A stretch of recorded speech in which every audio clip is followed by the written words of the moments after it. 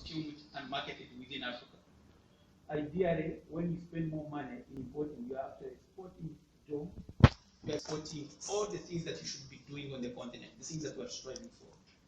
This is the very reason, as a policy maker, we've tried to raise these issues at the level of the political leaders, the heads of states. Because we have learned in the last 10 years of our work that the moment the agriculture sector and non-agriculture sector institutions continue to do business as usual, we will not be able to meet these challenges. Just last week, I came from Washington, and the chief economist of the World Bank was showing up indicators. He said that Africa as a continent, we have actually made progress in terms of growth. The growth has rebounded. But he said if the growth has rebounded, debt has increased. We've borrowed more to facilitate the little growth that we are making. What does this show? That we are actually investing, but not investing in the right things. That's the very reason we are having increase in amount of food we are importing that would otherwise have produced in Africa. But what does this mean in terms of policy actions? This is why we have been emphasizing on having a very strong national agriculture and food security investment plans. That the plans would be able to tell you by projection how much of food do you want, because you'll be able to look at your population, the past behavior in terms of consumption, then you look at the markets that you have and be able to project the amount of food you have, and then work with the relevant players to be able to produce that food, both for the consumption and the market. That is the importance of the national plan.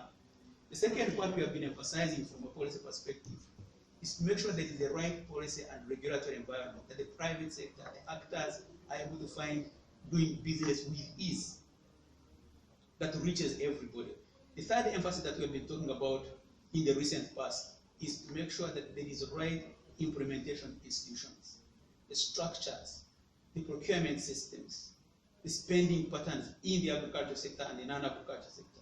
That needs to be fixed to make sure that the policies work for us to be able to reduce the food imports. The fourth is making sure that there is a right coordination in the agriculture sector. Compared to any other sector, there are very many players. There are the number of government partners, there are a number of non-state institutions, there are a number of NGOs.